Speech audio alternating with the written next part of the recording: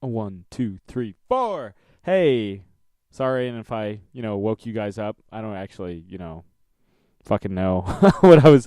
I was kind of recreate the first track on the Beatles' debut album, "Please Please Me," because this is the long and winding road, a Beatles brunch with Sam and Jake.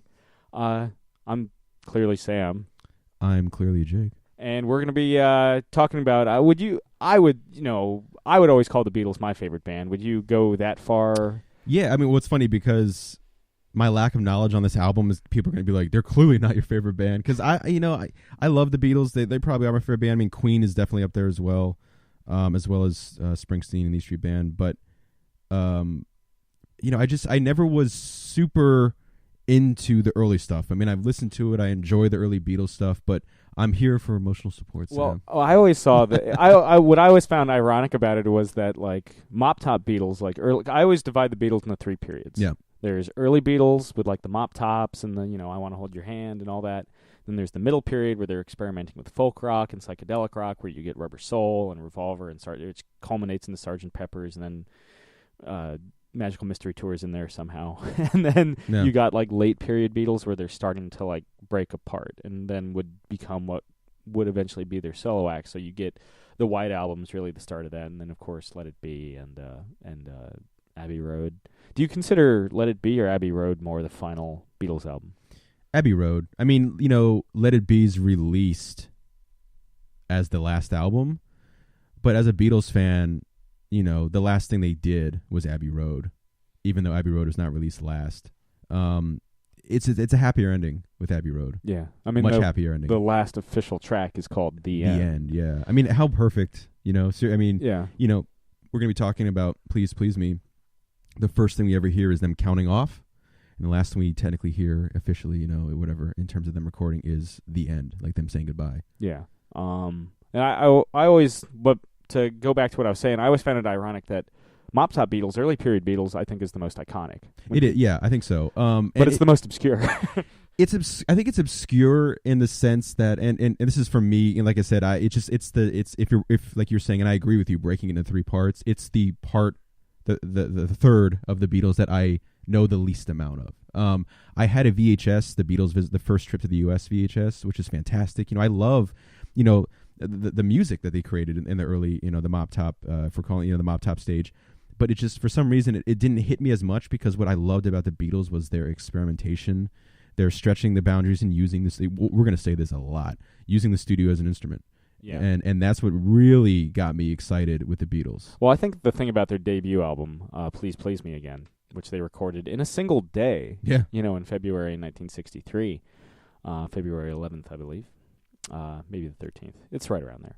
Either way, that's an album that you could play from top to bottom, and it would like fit right in as like the background music in like a Silver Diner. Oh yeah. Like, and that's not to like, I love the background music in Silver Diner. Oh yeah, totally. I might get Silver Diner after this. I haven't really decided yet. Haven't had lunch, guys. But I'm down for Silver Diner. Sure. Lumberjack. Was it Lumberjack? Lumberjack's at Denny's. No, they have a Lumberjack breakfast. Oh, they have a Lumberjack too? Yeah, it's usually what I get. A lot of Lumberjack love. Hey, IHOP, where's your Lumberjack combo? Give it to me. But yeah, it very much epitomizes music at that point, and it's very much heavily indebted to music at that point. So, you've got them very iconically covering, Twist and Shout, and Other Numbers Boys is another big cover. Anna, Go to Him, which I always found ironic because the actual words in the song are Anna, go with him, and it's like, fuck you.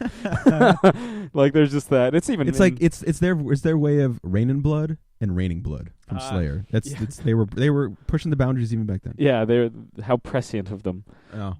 But this, I mean, it really was a kind of the Please Please Me to kind of go into it. Really is an attempt to cash in on the success of their number one charting single, Please Please Me. Yeah. To the point where the debut album was originally going to be called Off the Beatle Track, and George Martin wanted them to for the album cover to pose outside of a Beatle house at like the London Zoo. And they're like, enough with the fucking puns. And then Parlophone, of course, saw that Please Please Me top the charts. And that's what they were like. We're gonna call it that, and of Yeah. course they pushed to have the the iconic album cover is them like looking down, in 1963, like waving It's down. almost them going, "Hey, we're Yeah, here. yeah, like We changed the world now." yeah. Here we go, and it really is a recreation of their live set because Yeah, absolutely. Yeah, they recorded the entire album in less than 13 hours. that's insane, man. Yeah, and there's only like Martin overdubs even when the Beatles are at their like creative peak. George Martin is still like the one who's usually like on keyboards because he's like the best pianist. Yeah, you think of like the best solos in the Beatles like career in terms of like harpsichord or piano or any kind of keys, and it's probably George Martin. Yeah, and he he overdubbed some keyboards into this album. The only other overdubs come a little later, and I'll touch on that in a second. But yeah, to kind of to go back to the count in that I started this little episode on, which probably deafened most of our listeners. Yeah, but poo. Poo on you. Poo on you. But I saw her standing there. Yeah. That's like, I mean, it's got that classic like 50s walking bass line, which shows up on a lot of tracks on the album. It's the first time a lot of people I feel like were, heard the Beatles for the first time was that count off. A bit of studio magic. The count off is from take 9, but the rest of the song is from take 1. You know what's funny about count offs like that? Like, what's it? The ELO song, "Don't Bring Me Down." Yeah. It's a fake count off in the beginning of that as well. Yeah. You can actually hear the real count off underneath. You know what I mean? So I think that's very much something that's become kind of, like, even the Beatles have this idea of like the fake count off kind of just to get you going, because it's a perfect way for them to introduce themselves and start an album, and it's just a great rock song, and it kind of shows too. Like, would you say McCartney's underrated as a bass player? Yeah. Yeah. Yeah, he's more known for just being a song, a Beatle. Yeah. Not so much which isn't bad. It's if you had to be known for one thing in the world, being a Beatle. I mean, being a wing would be cool. Yeah, being a wing would be cool. Back to the Egg, man. Yeah. Not necessarily Pipes the of best. Peace. Yeah. That's solo McCartney. Yeah. But Pipes of Peace. That's gonna be your Christmas present. Pipes boy, of Peace. the remaster. Of course. I'm not that fucking asshole. But I think a great thing too, just again, we're gonna be polishing the Beatles like crazy on this thing. You know how much we love the Beatles. If you don't like the Beatles, like if you're like, this is gonna be a revisionist take on the Beatles, no, it's gonna be a revisionist in the sense that I'm gonna be sucking their dick a little harder this time. It's just recorded now. All this, the Fab Four, yeah, and George Martin too. Come on, bring it on. Yeah. But were you ever put off by the fact that like it starts out and Paul McCartney's talking about like hitting on a 17-year-old girl? Not well, how do I answer this? The funny thing is, he still performs the song now. Yeah. Well, he brought up a girl who turned 17 on stage. He's like also in his like 70s. Yeah. He's like 70. He was like what, like 20? He was 20. So when it's he like, wrote the songs. Isn't that weird? Yeah, I think the age of consent was like around 17. And it's one of those songs where it's like, come on, it's any He age even thing. says like, you know what I mean, like as like a kind of a wink to the listener. Yeah. Which was a line that Lennon came up with, because that's so Lennon. Well, yeah, that's the first. In Paul's version of it, it was "Never Been a Beauty Queen," and Lennon, when he performed it for John, like I guess backstage or like at each other's house, like Lennon laughed at him. He's like, "That's the fucking line that you're gonna go with." Yeah. And so he put in the other one because he's like, because the thing is, you don't know what I mean. Yeah. Well, again, that's early on, like that's the thing that made them great. It's so much not even a songwriting team. They wrote some songs, face to face and bounced ideas, but it became more of this competitive thing, Yeah. And the idea that who else would have the balls to tell Lennon or McCartney that sucks? Yeah. Not even George Martin at the time, I guess. Yeah. And these are like 20-year-old kids, Yeah. like, that sucks. Change it. But what I was going to with the bass thing is like, just this song alone, I mean, I feel like it really opened the idea to people being like, hey, bass can be cool. Though I have to, by his own admission, Paul McCartney lifted the bass line from a Chuck Berry song. Yeah, well, I mean, that's rock and roll. Yeah, he's just like, it just worked. But again, like being a Beatle, you play an instrument. Hey, I'm going to play a 12-string. I'm going to play, this. I'm going to highlight the bass. I'm going to highlight a harpsichord, even if it's George Martin. That instrument becomes cooler, and people want to be more in tune with that instrument. No pun intended. Did you ever hear John Lennon's version with Elton John? The live, it's a live version. Live in Madison Square Garden. Yeah, so it's a bit of backstory for listeners out there. John Lennon was like, he invited his friend Elton John to record Whatever Gets You Through the Night. Mm-hmm. And he's like, if this, the condition was like, look, if this gets number one, I'll play live with you. And because he didn't have as good as like Imagine and, Mother or any of the, stuff on Plastic Ono Band, where he didn't have any number one hits in the United States. Yeah. His only number one hit at the time ended up being Whatever Gets You Through the Night. And so Elton John basically strong-armed him to play a 3-song set on Thanksgiving Day in '75 at Madison Square Garden. And the one they closed, at least Lennon's participation in the concert with, was I Saw Her Standing There. Interesting. Which John Lennon dedicates to an estranged fiancé of his named Paul. Very nice. And that's the last time he played live, Yeah. I do remember in terms of like this song being played live. So yeah, it's wild. That's the last song John Lennon plays live. Yeah, it's the song that introduces us to the Beatles. Well, McCartney, when Billy Joel was closing out Met Stadium, where, of course, the Beatles made famous. Yeah, Shea Stadium. He brought Paul McCartney on stage, and it was like a kind of hush-hush. They didn't know if he was going to make it. His plane was going to land in time, and that he asked, hey, what do you want to play? And that's one of the songs they play, and the place just goes freaking out of its mind. Yeah, it's a great number. Yeah. Great kind of rocker. A lot better than the second track on the album, which is Misery, which I think is an appropriate title, really. It was original. Okay, so the biggest female singer in the UK at the time was a singer named Helen Shapiro, and she wanted to go off to record her next album as a kind of like a country western album out in Nashville, and so she asked her friends John Lennon and Paul McCartney to write a song for her, and so they wrote this like kind of western song called Misery, and it fucking sucks. I don't know. It's like it's just not. There's a reason why she turned it down. Is what I'm trying to say, guys. Yeah. Someone could turn down the Beatles back then. Yeah. And so that was the first song they had kind of made to order, so to speak. Mm-hmm. For somebody else. They would later go on to write songs for like the Rolling Stones. Sure. There's a song on their second album, which we'll get to, which they wrote originally for the Rolling Stones. Then they gave it to Ringo, and they were like, John Lennon would always be like, "That to let you know how much I thought of it," which was both a diss to the Stones and to his drummer. Yeah. But Misery's despite being a Western song and having a song called Misery, it's actually not as slow as you'd think it would be, but it's just not great. Yeah. It's just kind of it's filler, really. But and then ironically though, it's the first Beatles song that was ever covered on record by anybody else. Interesting. I don't know why Misery of all tracks. Yeah. And it was released as a single. But the next song, which I've kind of touched on, is Anna. Go to Him, which again is the first cover on the album, but it's Go With Him in the song, not Go To Him. Yeah, I don't know what they were thinking. It's also both Misery and Anna being a personal favorite of John Lennon's. He's got a cold on the album. Like he's recording the album, he's drinking milk between takes, he's taking throat lozenges and everything. And I think it's Anna where you can, and to a lesser extent Misery, but he's got Paul backing him up there. Yeah. You can it's really evident. You can tell he's really nasally, and you can actually, if you listen really closely to like the mono mix, you can hear him like cough in the background. Nice.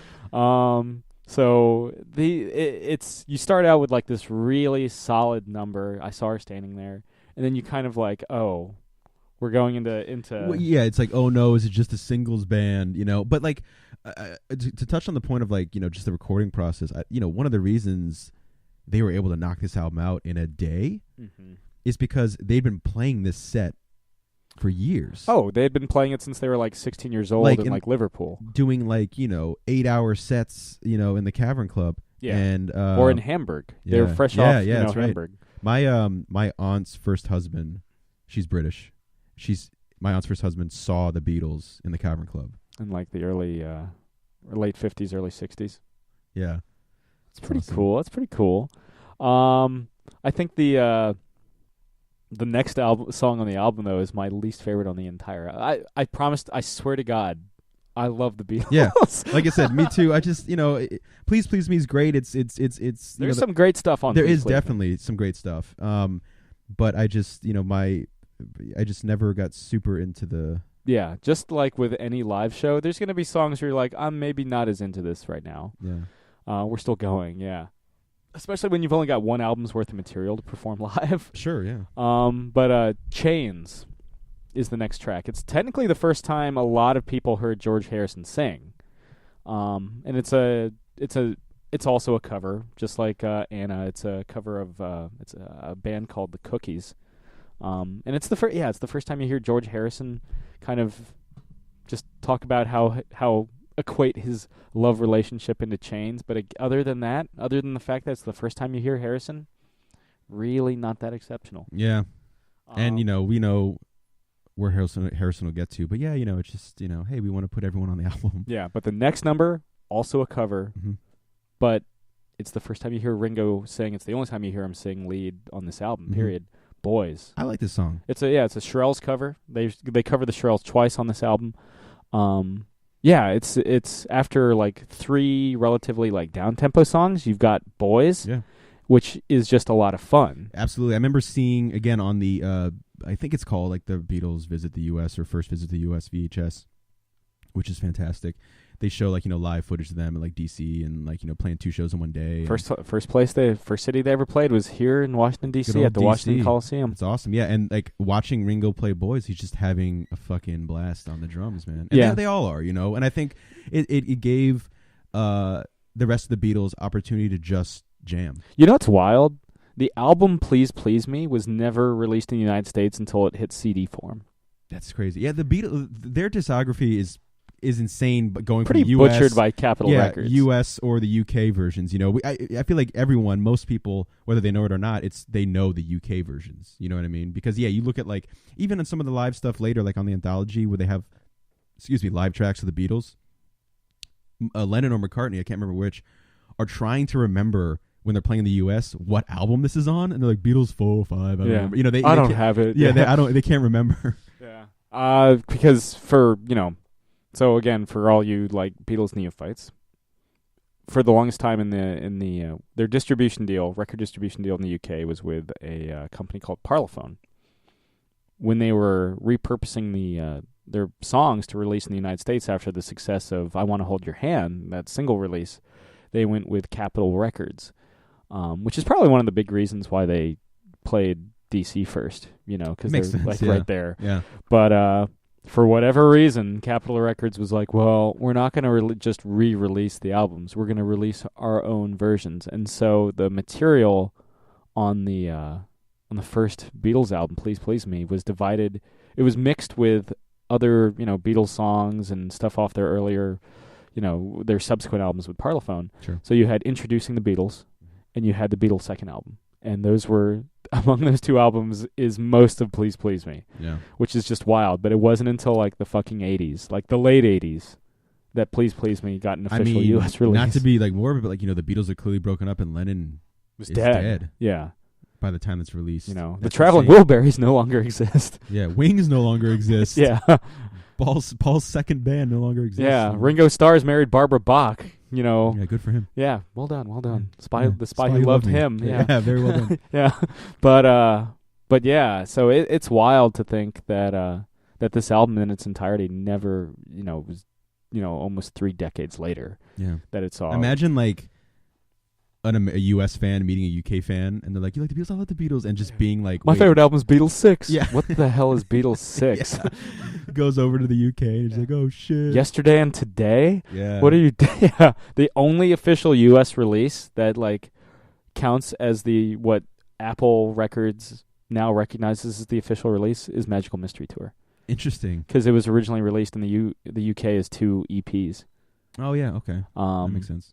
And it makes sense. But. Yeah, and which is wild. But everything else, they never saw this album for decades. But yeah, Boys, great track. A lot of fun. And they don't alter the lyrics because it's clearly about this singer like singing about getting some like, get some boy action. Yeah. I kind of wish Kiss did that when they covered Then He Kissed Me. Oh, on Love Gun? Yeah, and they changed it Then She Kissed Me. That's a great cover too. But yeah, I was like that, especially with like a band like Kiss, like they're known as like this big rock band and they cover this old kind of like, standard. Yeah, it's pretty cool.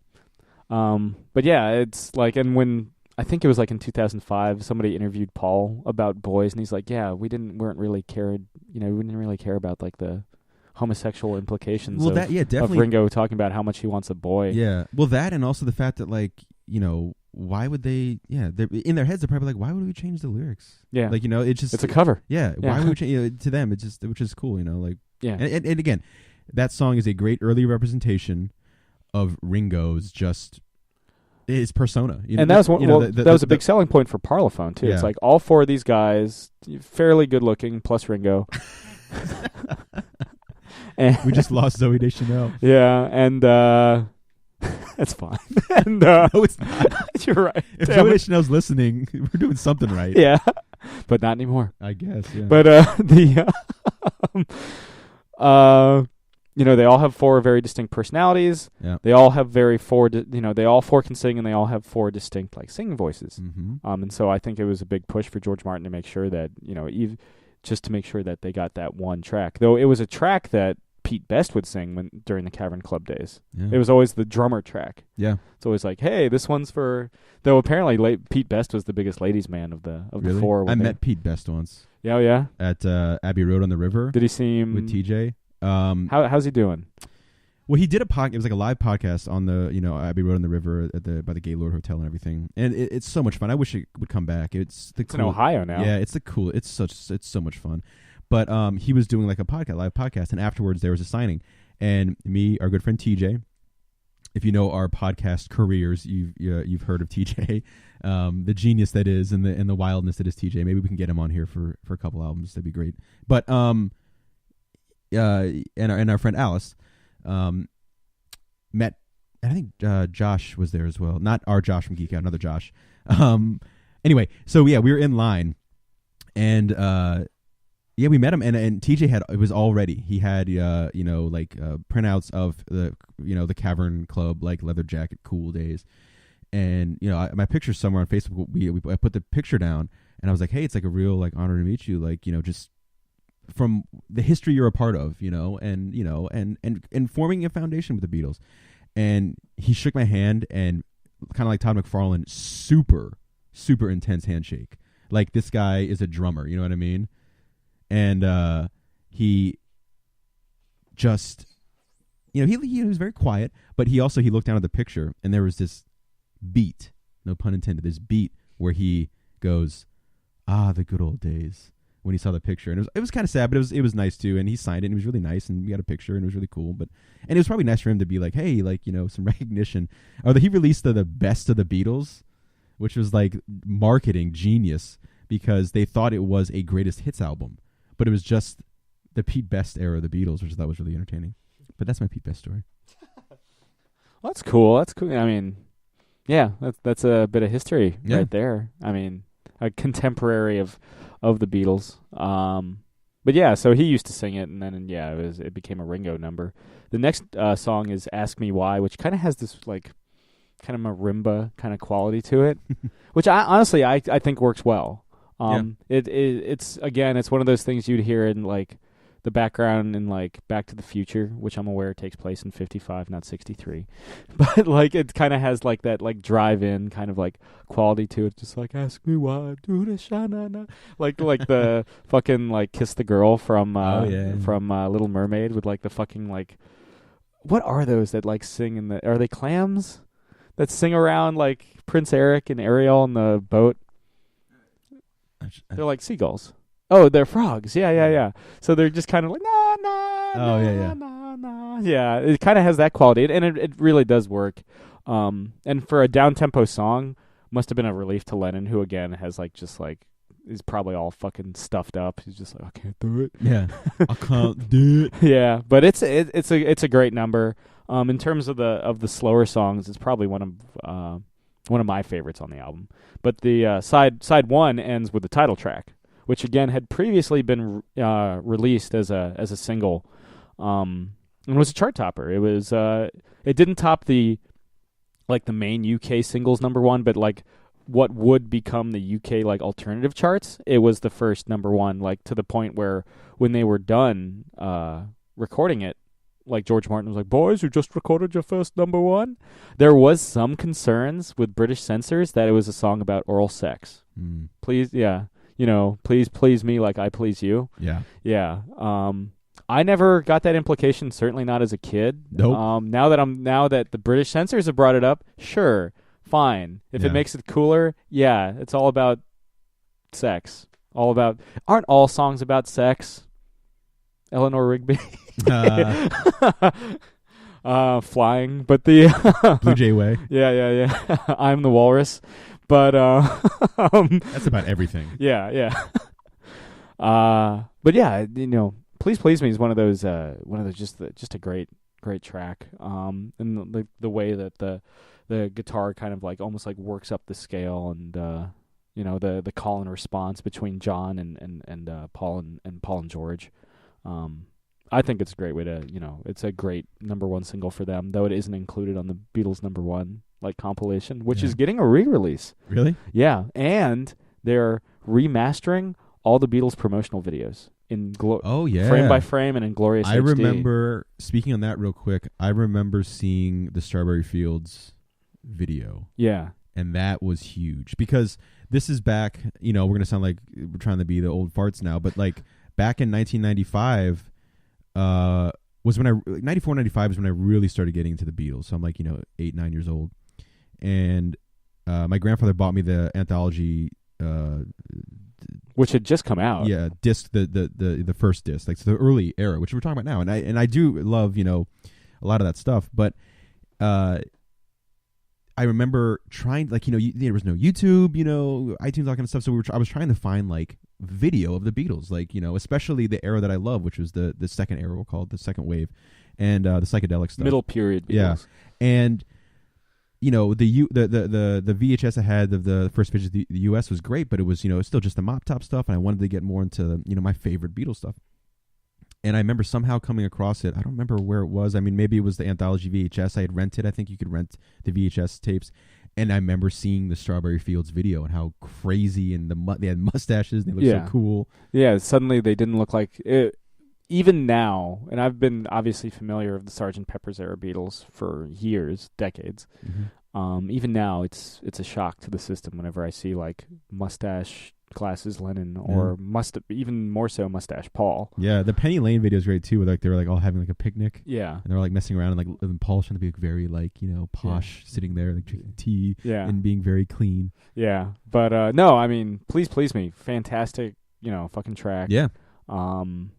Yeah, it's just a great way to close out that album. It makes sense that they would name the album Please Please Me, because again, most popular single at the time.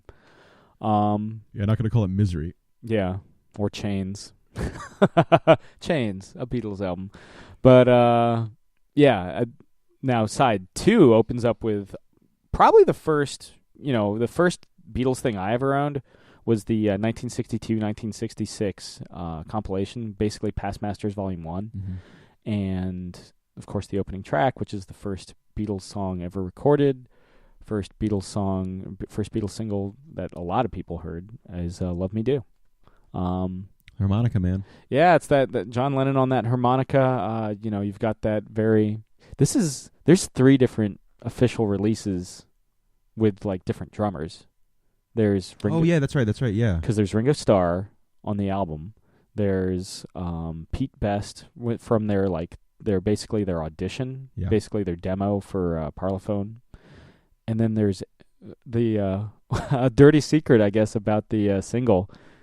The drummer is Andy White. Yeah, not Ringo. Yeah, because it really pissed him off. Oh yeah, because when you show up, he's there. They had just basically just hired him. Yeah, and they're like, "You're not playing."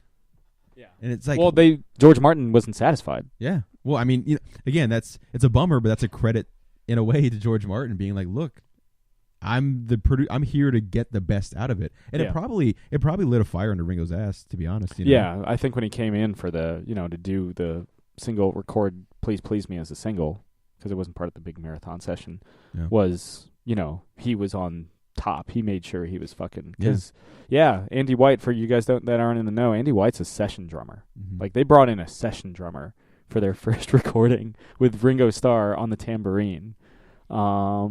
How much does that fucking suck? It's like, you're not only not going to drum, I want you to play the fucking tambourine. Yeah, I mean, I can't imagine, like, seriously, like, yeah, you're hired by the band, and the Beatles had a relationship with Ringo, because the quote unquote underground movement, the Hamburg stuff, the cavern.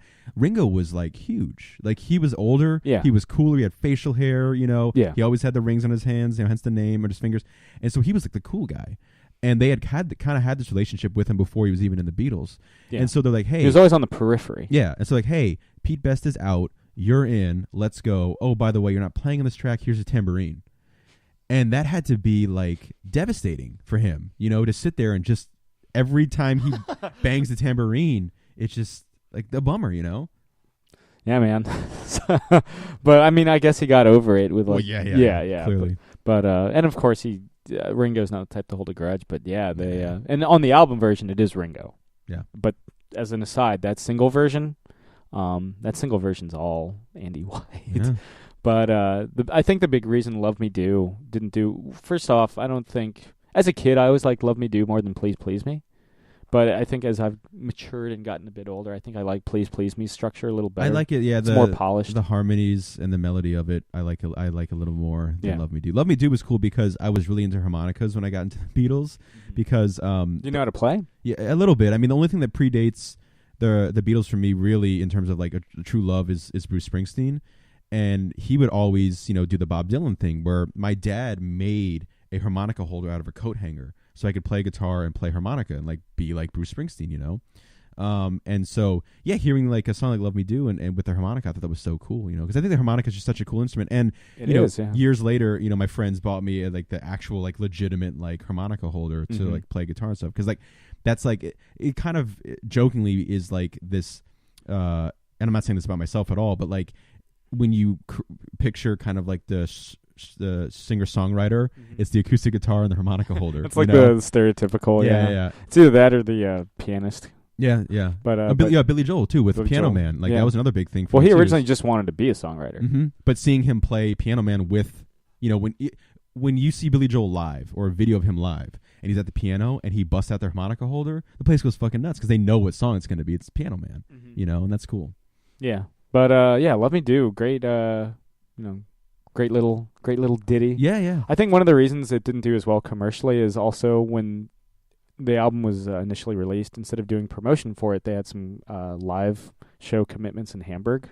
Just the last of that little of their concert commitments out there, and so they weren't present. But when it was basically when Beatlemania took full fucking force, like She Loves You in the UK and I Want to Hold Your Hand in the US, all these songs were like recirculated in radio stations, including and especially Love Me Do, and they did better than they had ever done before, because I think it like only charted to like 17 when it was first released in late '62. But yeah, it's a phenomenal number.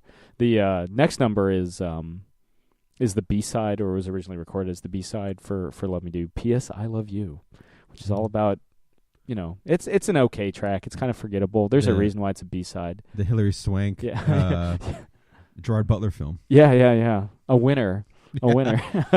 Who does she end up? Because doesn't she end up with another Irishman or Scotsman? Well, isn't it the comedian from Watchmen?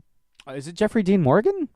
I don't know why that's the first thing that popped in my head. I've seen the movie. I don't remember it. Yeah. But yeah, Gerard Butler dies. Yeah, and like leaves like Chris is out. I just saved your life, Chris. Yeah, you don't have to waste your time on P.S. I Love You. But I watched it song or movie. I love Hilary Swank. I love Hilary Swank, so that's why I watched the movie. Yeah, I just don't remember it. We just lost Hilary Swank. I'm sorry. Yeah, you do.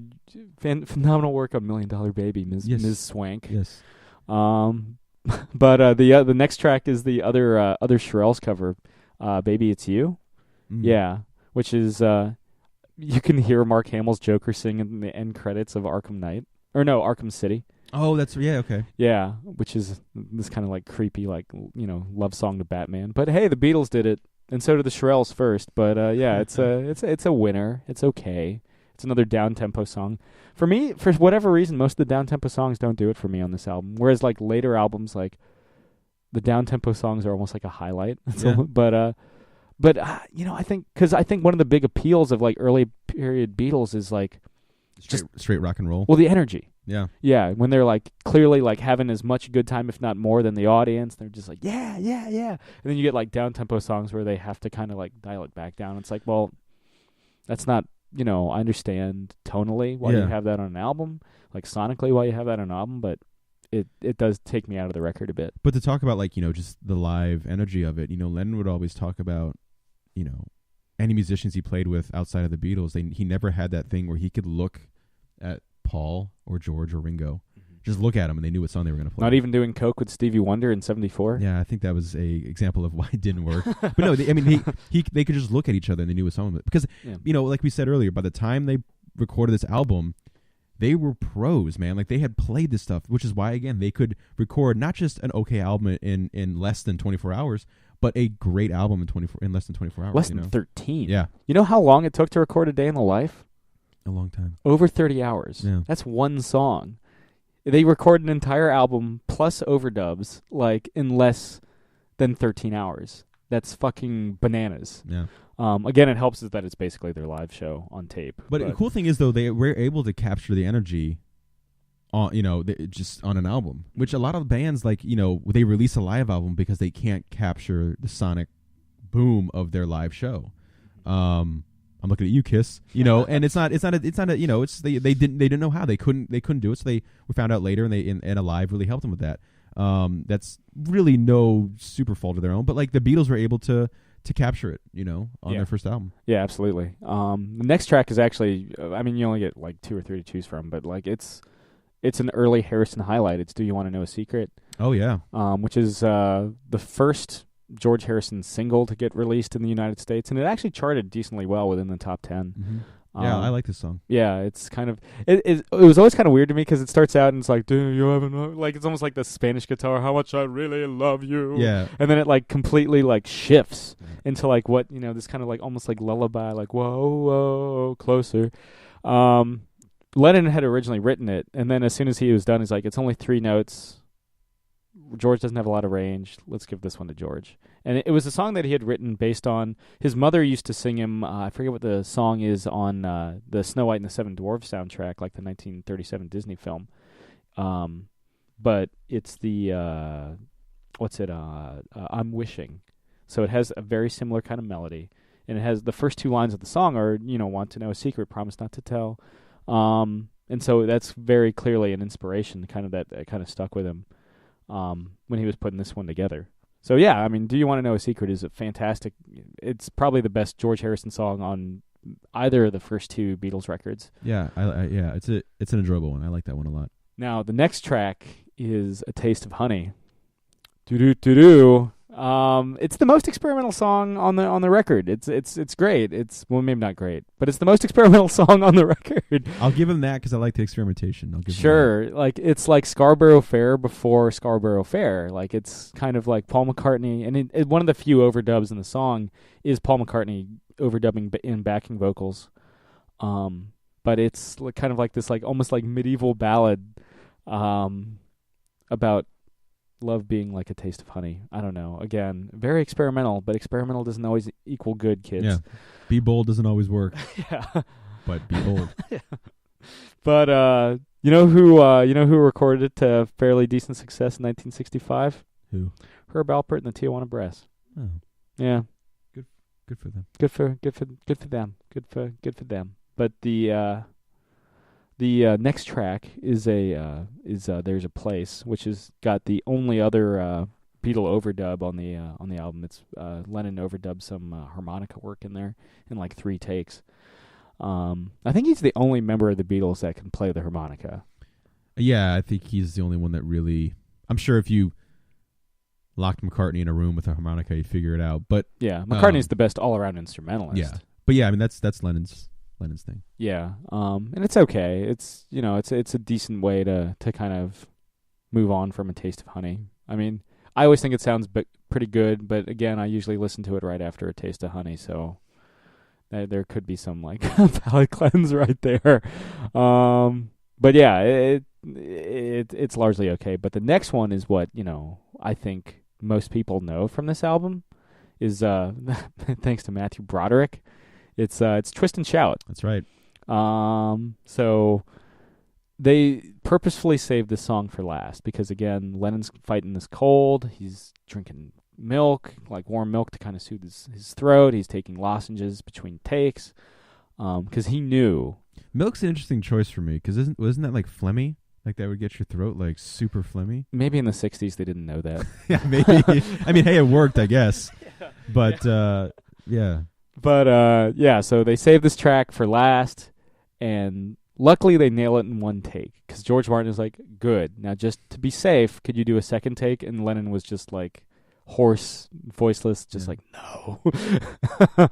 And apparently he blew it out so bad singing this number that he couldn't like talk like for days afterwards. Yeah, he shreds it on this. I mean, this is very much like another cover he would do later on, rock and roll music. Just go for it. This is a song that I remember listening to, as well as when they covered Shout on the Anthology CD, the first one, where my sister would come in, and she at the time was like 1 or 2 years old, and she would dance to Twist and Shout and shout. Like she would always come in and she'd go, put on 16, because that was Shout on the Anthology. Yeah. All about the Isley Brothers. Yeah, and she would just dance like a crazy person. So that's the effect, man. Do you know that when Ferris Bueller's Day Off was released in '86, the song actually recharted? That doesn't surprise me. It's kind of like Bohemian Rhapsody in Wayne's World. Yeah. Now, what was the rationale behind Bohemian Rhapsody? Did they just randomly pick that?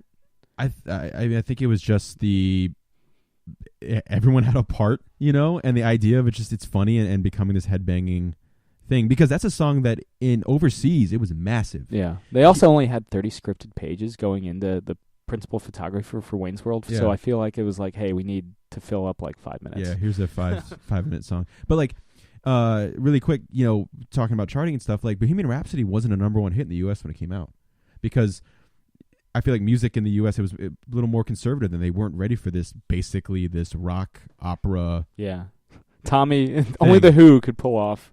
But Chris is telling me, our director is telling me that Dana Carvey didn't actually know the words to Bohemian Rhapsody. Does he even? I need to go back and watch that. He just kind of mimes along. Damn. But isn't it Jim Brewer, the drunk guy in the back? He's like, "Let me go," and he's like screaming really high pitched. Yeah. But yeah, he's a metal guy and rock guy. Yeah. But Twist and Shout, man, what a fantastic. What is your favorite track on the album if you had to narrow it down to one of the 14 tracks? I mean, I'm probably going to be either Do You Want to Know a Secret, Please Please Me, or Twist and Shout. Those three are pretty solid. Oddly enough, no McCartney tracks. I love I Saw Her Standing There. I like a lot. I mean, that's probably the one I've listened to the most. But Love Me Do's mostly McCartney too. Yeah, Do You Want to Know Secrets? It's a lot of fun. But I think Please Please Me, just the hook. I just really, really think the melody on that's great. Yeah, that's probably it for me. Solid, yeah. But I mean, again, it's a good representation of the period. It's a good representation of what the Beatles were doing before Beatlemania really struck. You basically get a live album. You basically get a live show. Yeah. Of the Beatles. It's one of 2 albums that the Beatles record. Would you consider Let It Be a live album? I mean, they got elements where it feels like they make it seem like it's almost like one long thing, because they have like try to make it. They have stuff. They have stuff in between, and there are moments where you hear stuff, but not really. Yeah. Well, in that case, there's only 2 albums before they get a 4-track. Hard Day's Night's the first album with a 4-track. Yeah. It's crazy to think that overdubs were like so new and so expensive back then. Queen would have been bankrupt. Yeah. And they made this album like on a fucking budget too. Yeah. Like they were only originally booked to record in the morning and afternoon, like 2-3 hour sessions, and then they added a evening session onto that as well.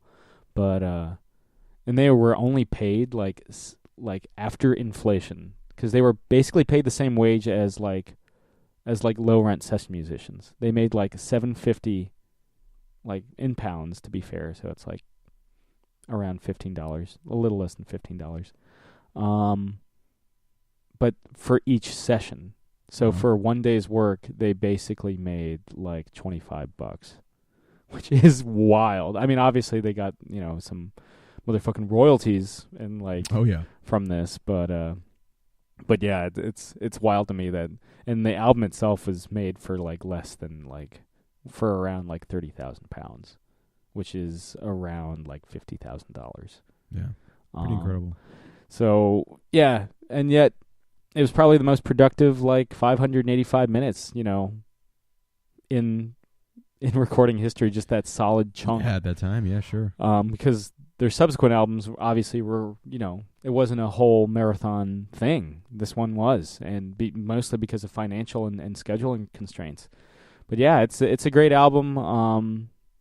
Maybe a quarter of it to a third you can probably do without, but as an album, it's pretty good. It really does symbolize what the Beatles were doing before they became the Beatles as we knew them. Before you had the hordes of screaming girls chasing them down the streets of Liverpool and London. But yeah, that's Please Me. You got anything to tack on?